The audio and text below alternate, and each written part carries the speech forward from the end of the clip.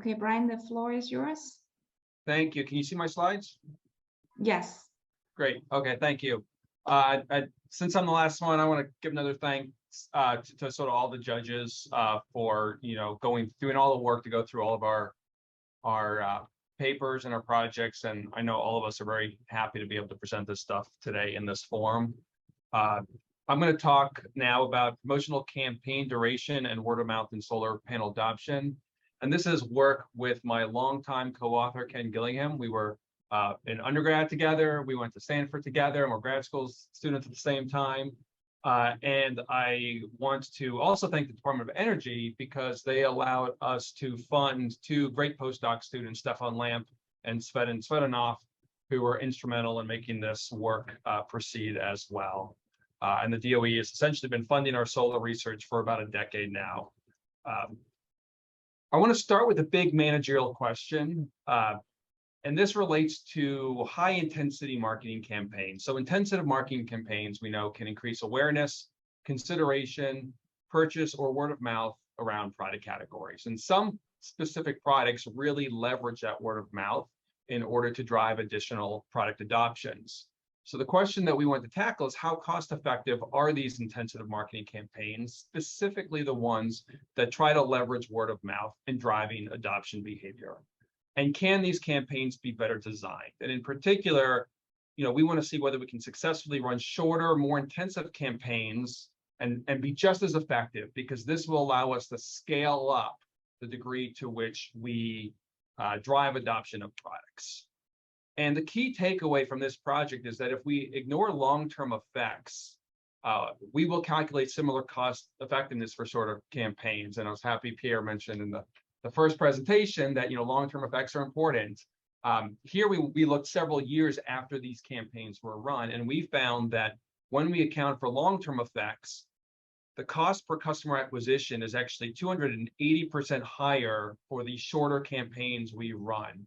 So unless you're willing to sort of wait and look for these long-term impacts, you might overstate the degree to which we actually can scale by shortening up the campaigns. The context in this paper is the Solarize Connecticut campaigns. These are grassroots marketing campaigns. They've been run across the country and now across the world trying to increase solar adoption. And these are some pictures taken from some of the campaigns that were run in Connecticut. You can see on the left, we have this sort of tabling happening at an event around Solarize Fairfield. On the right is a proud homeowner saying that we are solarizing, you can too. You can see the nice solar array on his house. The lower left, we have the temperature thermometer showing how many people in the community have adopted solar to try to reach their community objective. And now we have a sort of 4th of July float over on the right. So this is a type of experimental intervention that we're going to be studying. And as additional motivation, in addition to whether we can get these high intensity campaigns to be more effective, we also know that peer effects in many contexts can be used and leveraged to increase adoption. And this has been shown in many technologies, including green technologies. And I cite a couple of papers here that are focused on solar adoption. So the first one is a paper that I had with Ken from 2012 around peer effects in solar adoption. And the Department of Energy actually reached out to us and asked about how they should design their request for proposals when they were putting out this call for grants as a result of that paper. And then we have a follow-up paper published in Marketing Science, or forthcoming in Marketing Science, that is specifically looking at the role of visibility in leading to solar adoptions. And this is relevant because there's been this real big increase in how social norms and spillovers might be leveraged to combat climate change, but very little work in actually evaluating how it might be achieved in terms of actually leveraging those peer effects. So I referenced this Frank 2020 book. So when Bob is an economist at Cornell, and historically he was incredibly skeptical about the role of peer influence in leading to technology adoption and how it might actually be leveraged to combat things like climate change. But when he was writing this book, he reached out to us, and over his course of reading sort of the academic literature, he became a convert. to the idea that peer influence can really be instrumental as one way that we can actually address some of the big challenges that humanity is facing. So he talks about our work in this book, as well as a bunch of other research that focuses on leveraging social influence to deal with some of these big issues. Now, for our project, again, I mentioned we were funded by the Department of Energy. In 2013, they funded seven research projects as part of the SEED program. This is Solar Energy and Diffusion Studies program. The goal of that program was to investigate how to accelerate the pace of change of solar energy technologies as they're developed and deployed within the United States. And the goal of our project specifically was to quantify the effectiveness, cost effectiveness, and scalability of strategies that would leverage these social interactions to accelerate this diffusion of solar within the Solarize program. So we were recipients of approximately $2 million 3-year grant under this program. It was a collaboration between Yale University, that's Ken, Gillingham is at Yale, myself at NYU. The Yale Center for Business Environment was also really helpful. We had a whole team of master's students helping us with this research.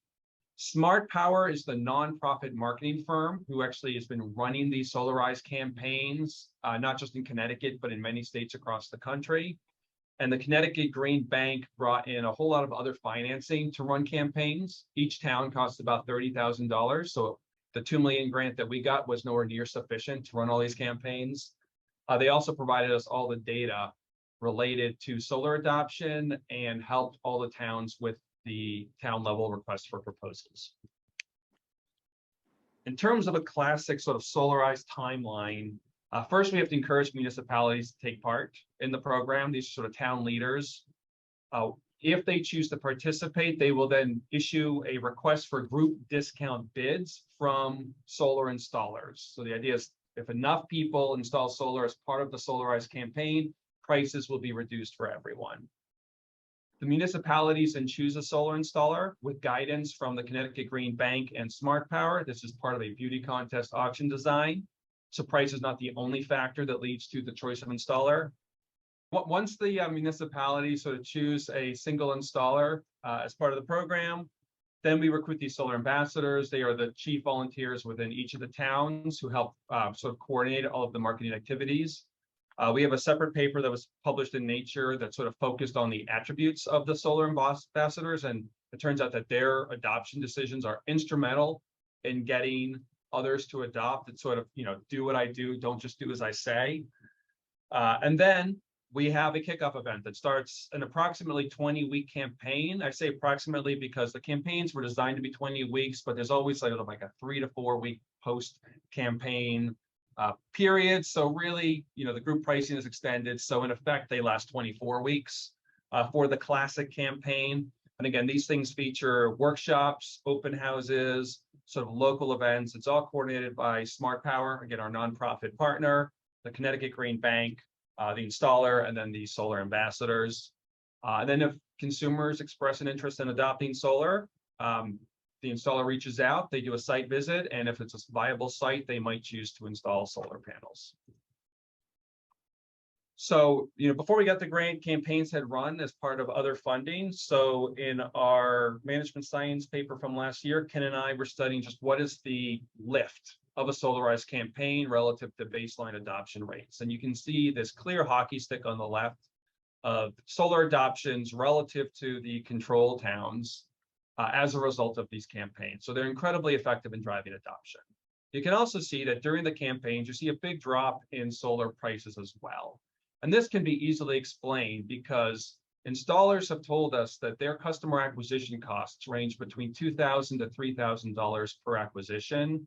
We are essentially taking on their customer acquisition costs by running all these campaigns. And this allows them to reduce the price by a similar amount you will see later on.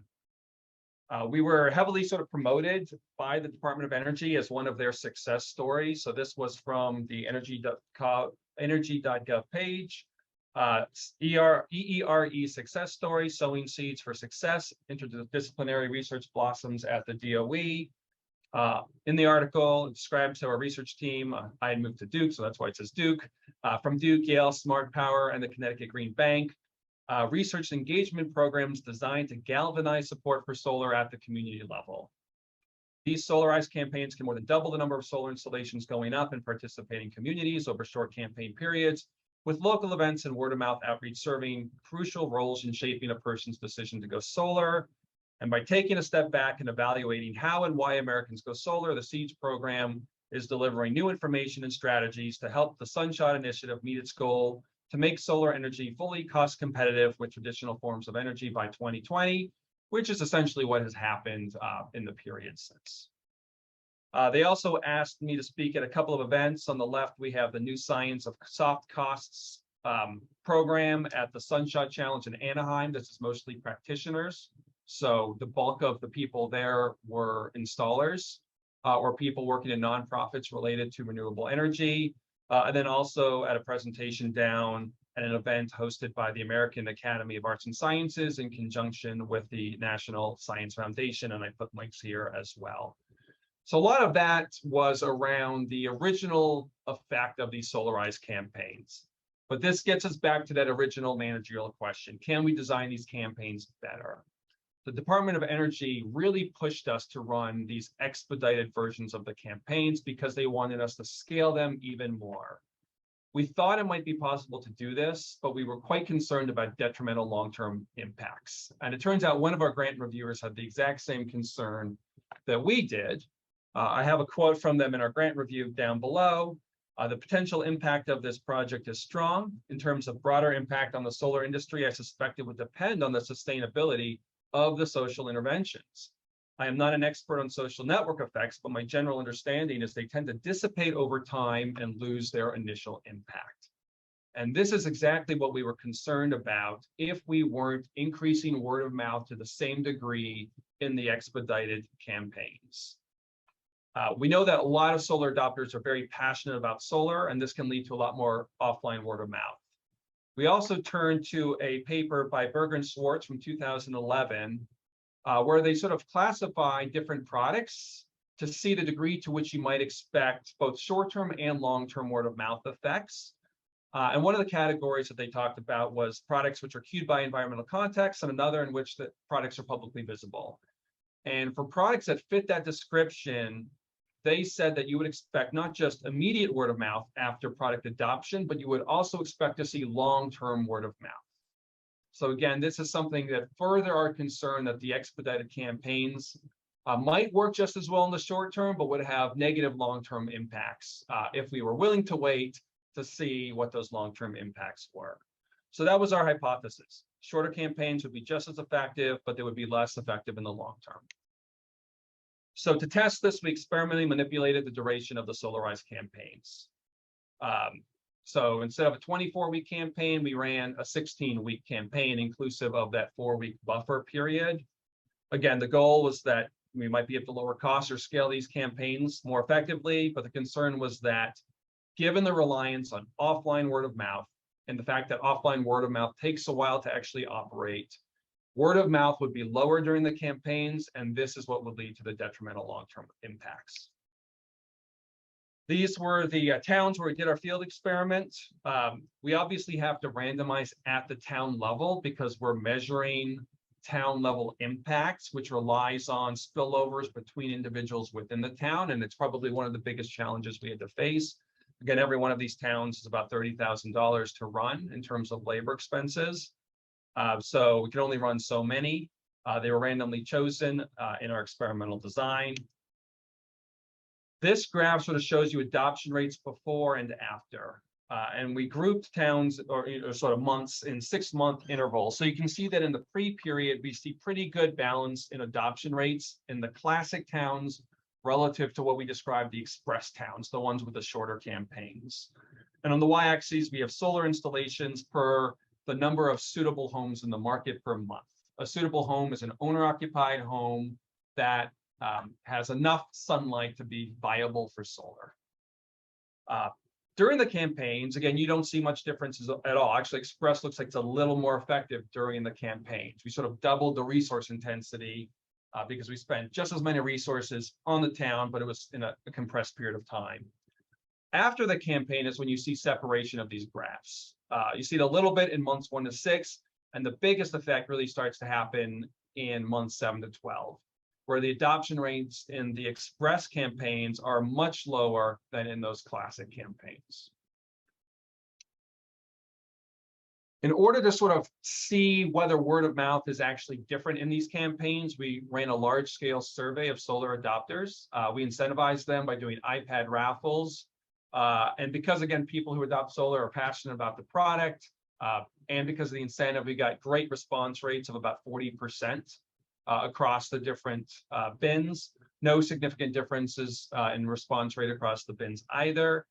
And if we compare the classic towns to the express towns, you can see that the only real difference is in rows 1 and 3. This is, how did you learn about the Solarize campaign? And the number of people who said that they learned about it through a friend or neighbor or through another solar customer was much, much higher in the classic towns relative to the express towns. So people in express learned about the program, they learned more about solar, but it wasn't through peers.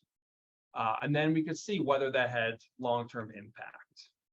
So in terms of the main effects of the paper, I'm not exactly sure how much time I have given the sound issues. But the main results were express campaigns led to a difference of only 0.3 installations per 1,000 suitable homes during the full duration of the campaign. They also significantly reduced word of mouth relative to the 24-week classic campaign.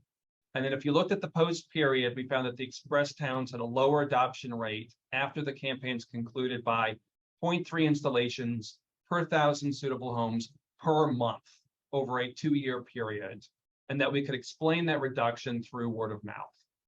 And I have the tables if people want to see them. We've demonstrated the mechanism with IV regression, where we instrument for word of mouth using our experimental express treatment, as well as adoption by the solar ambassadors, which again, we showed in our Nature paper, was a driver of solar adoption by the other people in the community.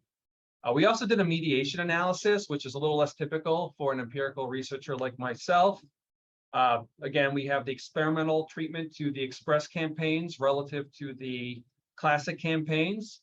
We have survey measures on how you heard about Solarize and the importance of word of mouth in your adoption decisions.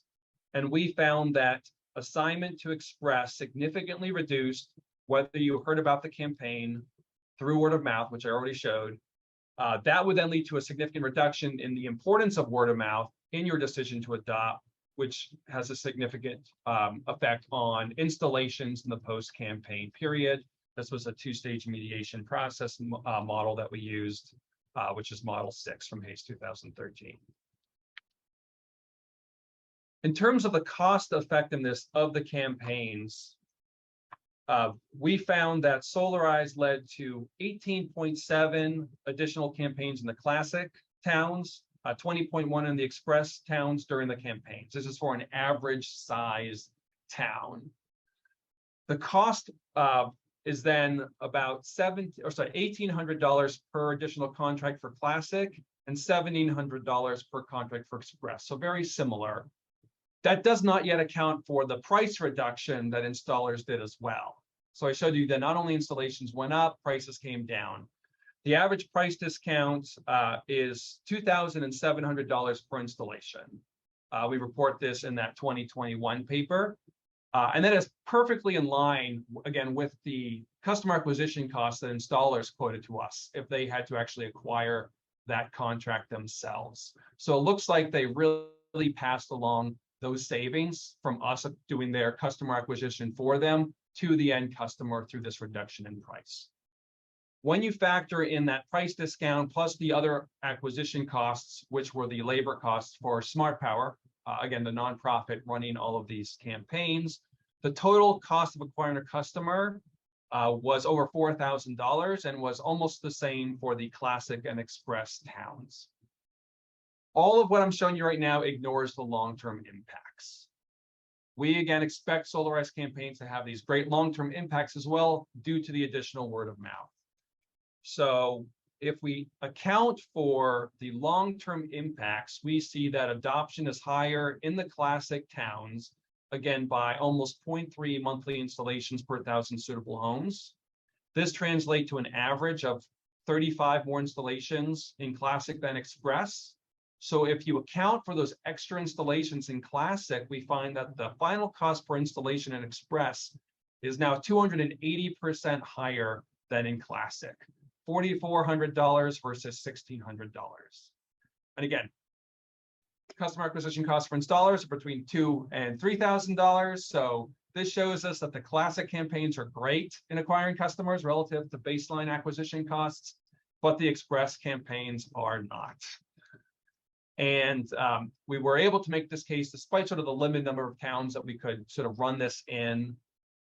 You know, the Department of Energy and other state and local agencies have spent billions of dollars on initiatives to try to increase solar adoption.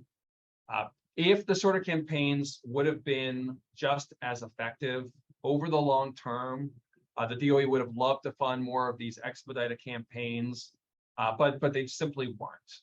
And so even though the DOE is the one who really pushed us to test these expedited campaigns, they sort of abandoned their hope of funding this in future rounds. So in addition to the Seeds 1 grant, which I described, Ken and I were recipients of 2 more 3-year grants from the Department of Energy under the Seeds 2 and Seeds 3 programs. And the focus for these programs now has been on other things. Seeds 2 focused on expanding geographic reach and facilitating adoption by low and moderate income communities.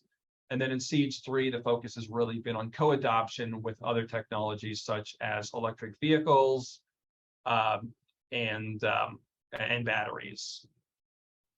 In terms of the Solarize Connecticut campaign specifically, we found that 3,500 homes have adopted solar as part of Solarize Connecticut. This is $100 million of solar installed as part of these campaigns.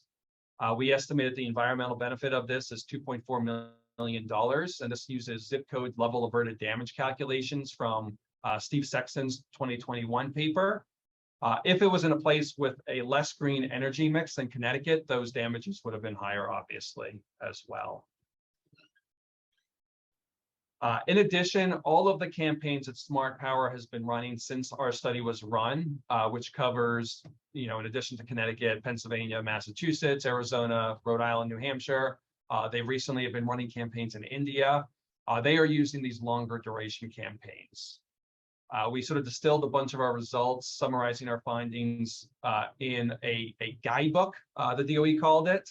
And this has been used by other nonprofit organizations running Solarize campaigns in other states as well. I'm currently working with one in Alaska called Information Insights. You wouldn't really think solar in Alaska, but you know, some of these areas have really high energy costs, just like Connecticut, so it can actually be a pretty viable technology for them there.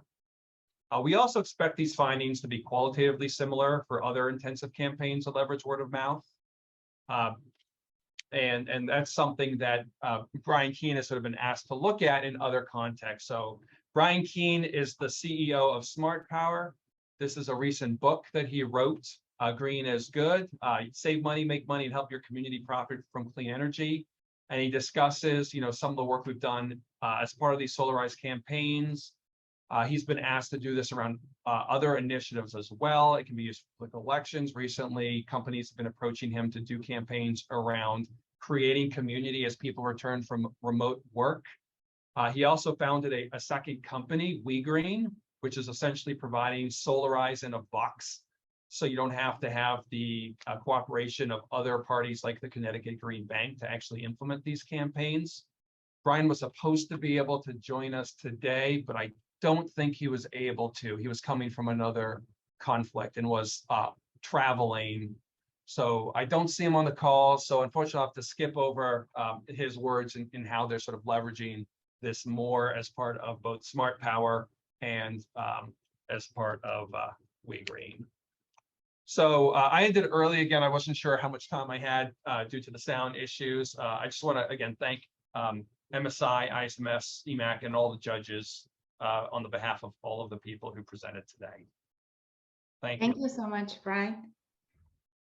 So you had a clarification question.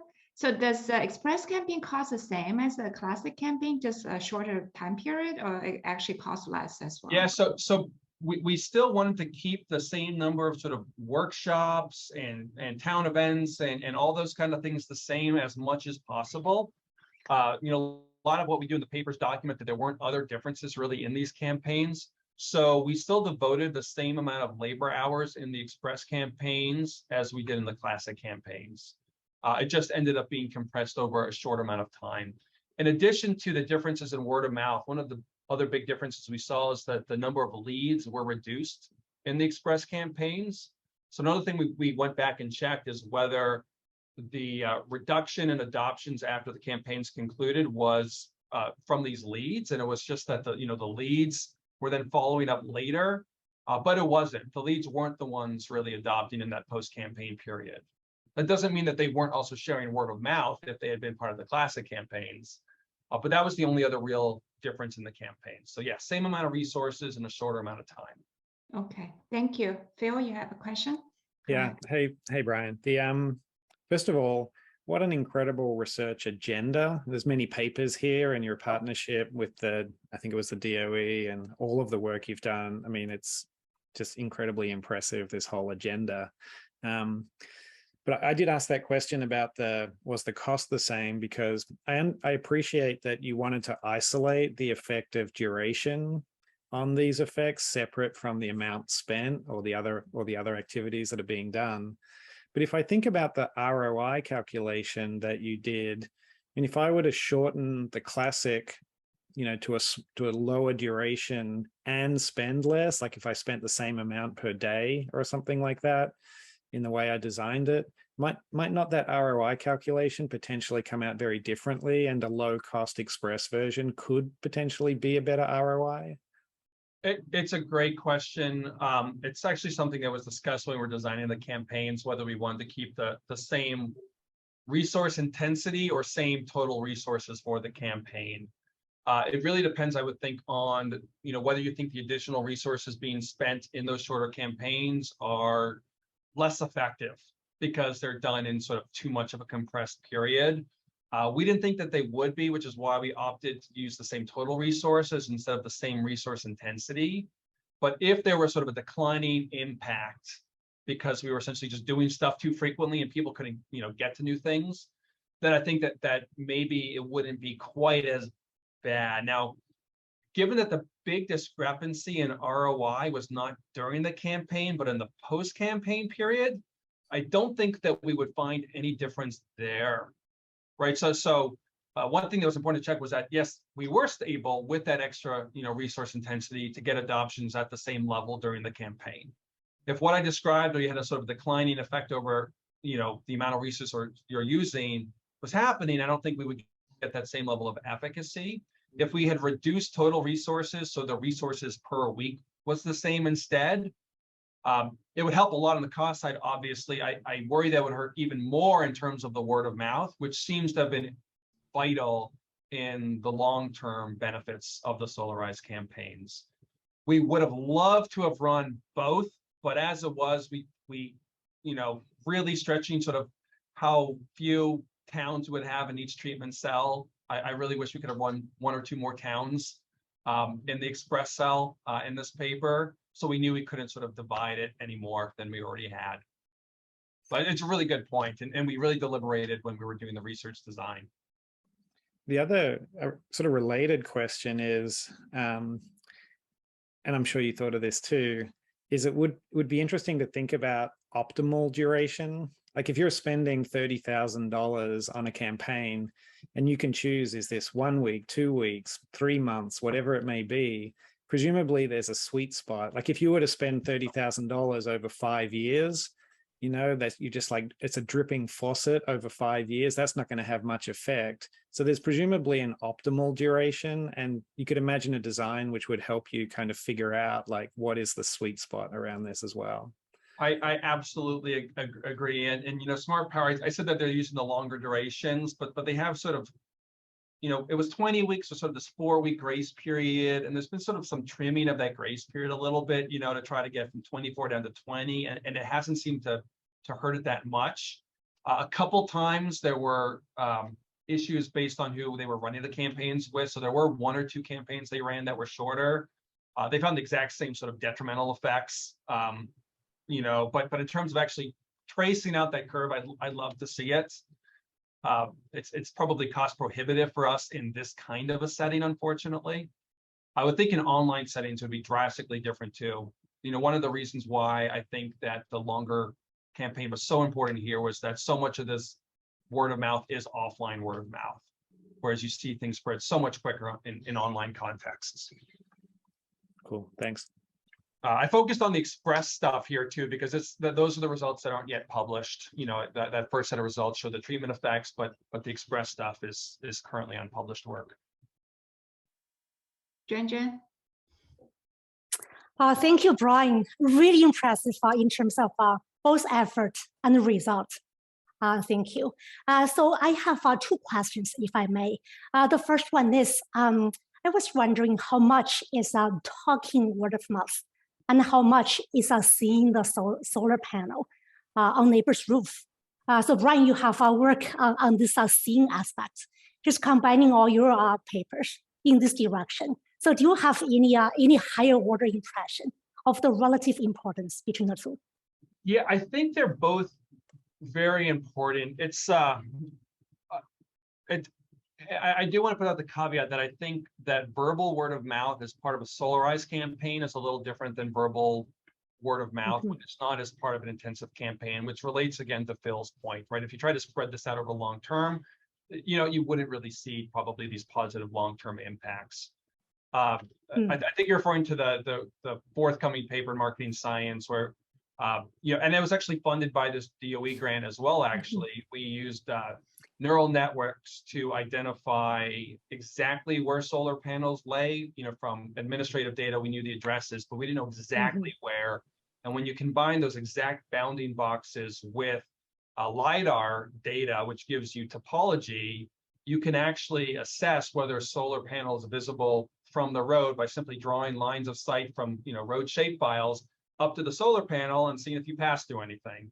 And because solar has to be oriented toward the sun, you know, it's arguably exogenous, whether, you know, the orientation. So we use that to show that visibility is probably responsible for a lot of the documented peer effects that we found in our 2012 paper.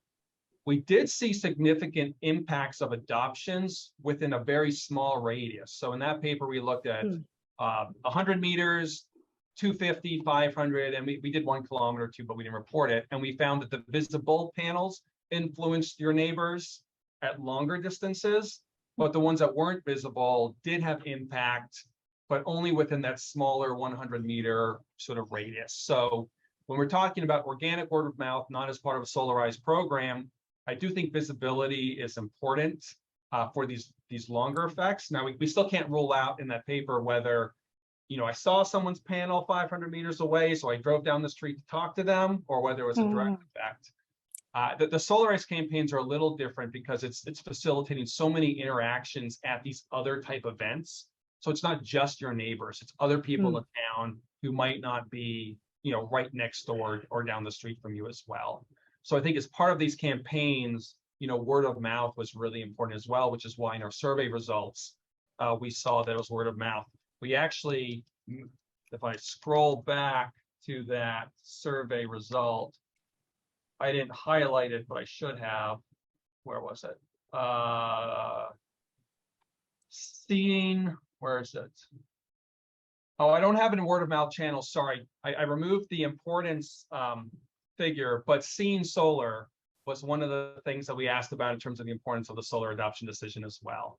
So it was there, but it wasn't as strong, you know, in the campaigns as talking to your friends and neighbors or other solar customers. Oh, that's beautiful. So to be green, driving north more often helps. Right, driving north, seeing more solar helps. Yeah. So my second question is very quickly, how much of this is pressure, peer pressure? Quoting the book of Robert Frank, meaning what is the difference between wanting to adopt and wanting to fit in? And if there's a difference, do you see any effects depending on where the customer is in the geographic, social, political network? You know, it's a really good question. You know, when we started the paper on visibility, which you know is somewhat related, it is still sort of funded by the DOE. There were sort of two different questions we wanted when we started that paper, and one of my co-authors on the paper, Steve Sexton, he originally came at it from looking at whether having a visible installation would make you more likely to want to adopt solar. He had a previous paper looking at conspicuous conservation and the adoption of electric vehicles. So we've been pursuing that question at the same time, in addition to the ones that we already, you know, have forthcoming. And people are actually less likely to adopt solar if it's going to be visible, which is something that was a little surprising. And, you know, some people find it ugly. There is an interaction with political party, not enough to sort of flip the effect. So it's not like Republicans don't want you to see their panels, but Democrats do. Democrats don't seem to mind it as much if you see their panels. There's also an interaction with economic value. We pulled in data from Google Sunroof to see what that interaction is. So it's something we're exploring, but given that main effect where you actually would rather have your solar panels not be visible, I think it's more of an informational component here and less of a peer pressure type thing like you might expect with, you know, recycling cans and so forth. Any other questions? Also, okay, I do have a couple quick questions, Brian. So one question I had is, you know, I was thinking about when you were presenting this, I'm thinking about, you know, how the key results you have here can be transportable to other contexts, right? So you had that slide, you talk about clearly, this is a very, very important product category. You mentioned, you know, this has been, you know, expanded beyond Connecticut to many other areas. I'm also thinking about from a different dimension, let's say in terms of the other products, other product categories, what you discover here might also be, you know, applicable, will be helpful. So for example, you just mentioned about the example of electric cars. Do you think what you discover here might also be somewhat useful if we're trying to promote adoption of electric cars or other product categories? I'm curious, have you thought about that? Oh, absolutely. So, you know, and I was even reaching farther afield. I know, you know, the idea of running these campaigns, a lot of it actually came from sort of political activism, because that's another context in which word of mouth is very, very important. But as part of SEACH3, we're actually running campaigns related to co-adoption. So in Connecticut, we're running Solarize programs right now, which are also looking at battery adoption with solar as one of the options. In Alaska, the Solarize campaigns are not just around solar, it's also around energy efficiency adoptions in Anchorage and Fairbanks. And I'm going up to Juneau. We're also working with some people there who are running thermalized campaigns around geothermal energy.